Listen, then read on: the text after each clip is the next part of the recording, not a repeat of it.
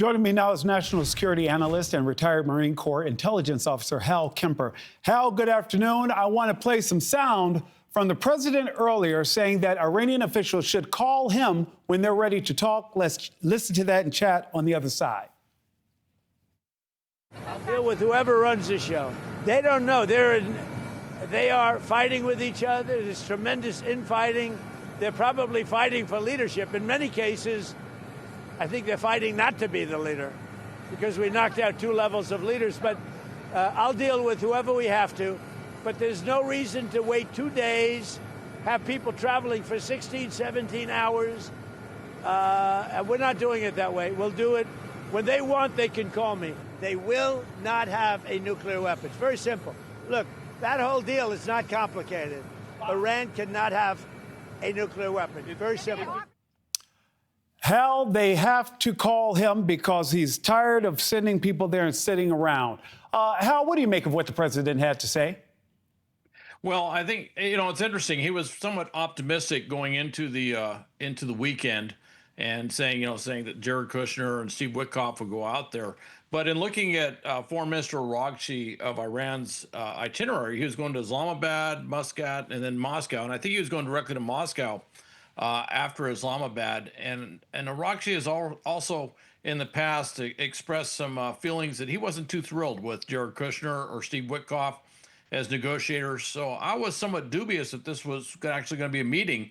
I was not surprised the president called it off because it is a waste of time. I have flown across the world enough times to know 18 hours in a plane for a meeting that doesn't happen is just a waste of time. There's nothing that's going to come of it. Hal, what about the president's remarks also, like they don't know who's in charge? Hal, have we gotten ourselves into a bit of quicksand here? And when I say we, the United States, because no question, the president says we've killed their top leadership, but now there seem to be others in place who are either more difficult to deal with or are not capable of making a deal. Well, Nick, it's very challenging to figure out who's actually in charge. It looks like the Revolutionary Guard Corps is in charge, but with that, there is a president, there's a foreign minister, there's others there. There's the head of the parliament, the speaker of the parliament, Galibov, who's been part of this negotiating process. But the real question is who's actually pulling the levers. And as far as the supreme leader, and we don't know the condition of him. We don't even know if he can talk. We're pretty sure he's been seriously injured. But all access to him have been basically cut off by the Revolutionary Guard Corps. So it has caused a bit of confusion. And there is interpretation of whatever the supreme leader is saying, which means that it is kind of confusing. We don't know. And it makes it very difficult to negotiate because whoever you're talking to goes back to Tehran, and whatever they agreed to could be changed rather quickly. Hal, right now we're watching the president descend from Air Force One. He just landed at Joint Base Andrews. You know that he's headed back to the nation's capital to possibly attend that White House Correspondents' Dinner tonight. We have seen presidents, carry 2 buckets at one time.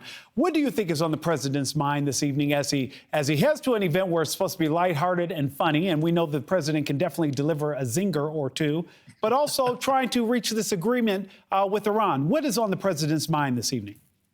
Well, a couple things. First off, I'm sure he's focused on whatever his speech is going to be and his one-liners he's going to use. That's obviously the thing in front of him.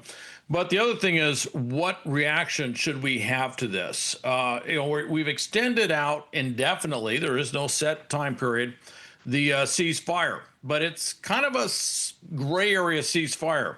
There are certain things we're not doing, but we are actually stopping ships. We're seizing ships. The Iranians are stopping ships, seizing ships, firing on ships. They're apparently laying mines that we're trying to stop. So it's a very gray zone area. And we've now got 3 aircraft carriers with their task forces in the area. We've got 2 Marine Expeditionary Units on amphibious ready groups, strike groups ready to go. And we have the better part of an airborne brigade. That's a lot of combat power that can be used for raids, special operations, a variety of other things. So I think he's wondering timing. When do you call the ceasefire over with and go back to kinetic operations, or do you just keep the status quo? And Hal, I've got less than 30 seconds left here, but you mentioned those landmines. We heard the secretary earlier this week, Secretary Hegseth, push back on reports that it would take up to 6 months to possibly clear those mines, and that Iran doesn't know where most of those mines are, and we don't have the equipment to remove them because we decommissioned that at the beginning of the year. Hal, where does the truth lie in all of that? Well, if they're floating sea mines, there's truth there. If they just let them go and they're floating, they're out there in the channel, so there's no way the Iranians know. We don't know if the Iranians know where they put all their sea mines on the sea floor. It would probably take 6 months to clear the entire channel, but those sea lanes would be much, much shorter. So the Secretary is actually correct. We can clear lanes to get ships through a lot faster than 6 months. The whole strait, yeah, maybe that will take longer, but to get sea lanes open, that'll be a lot faster. And Hal, who wants to be the first ship to actually test that theory? That's another question. And who would be brave enough to insure those ships? Hal Kempfer, thanks again for giving us part of your Saturday. Thank you, Nick.